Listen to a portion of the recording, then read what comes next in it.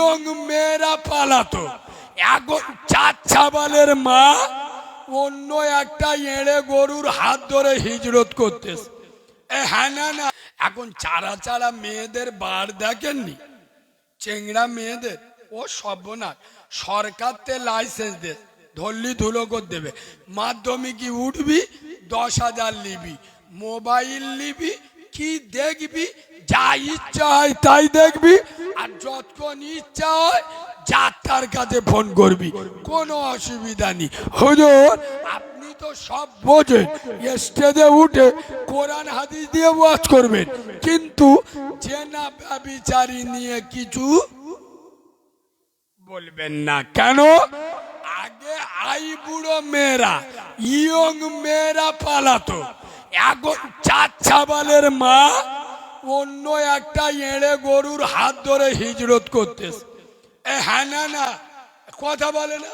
এখন 4 ছাবালের মা ছানা বাচ্চা রেখে ওই এড়ে গরু পছন্দ হয়, অন্য ষাঁড় ধরে পালাচ্ছে।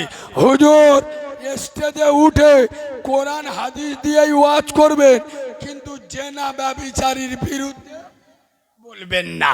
হুজুর স্টেজে উঠে কোরআন হাদিস দিয়েই ওয়াজ করবেন, তবে বোতল বাহিনীদের বিরুদ্ধে। বোতল বোঝেন? বোতল বোঝেন? জ্ঞানী লোক শালা 40 টাকা চুল্লু খেয়ে গ্রামের লোকের চোখ বুলু করে দিচ্ছে। এরম কাউরা আছে গো, রোজার ঈদের দিন ঈদ পালন করছে অফিসার চয়েস খেয়ে। হ্যাঁ না, পাক্কা খ্রিস্টানের বাচ্চা।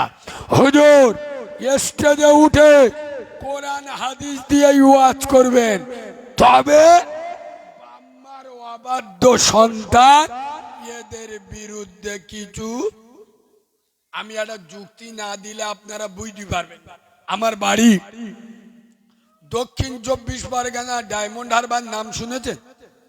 আমাদের ডায়মন্ড হারবার বড় একটা শহর, মহাকুমা, বড় বড় ডাক্তার বসে।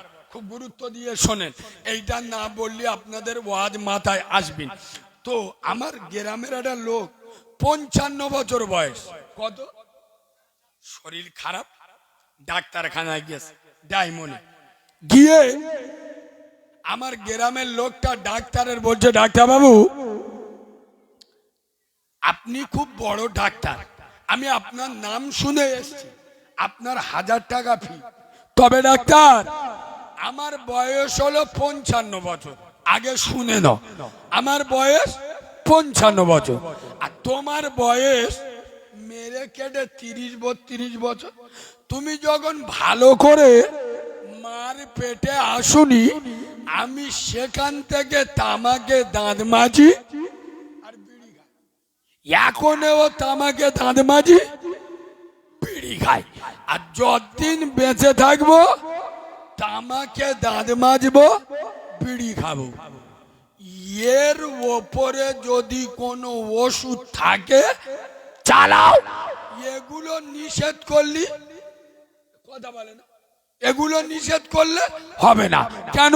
আমার 55 বছর বয়স, তোমার 32 বছর বয়স।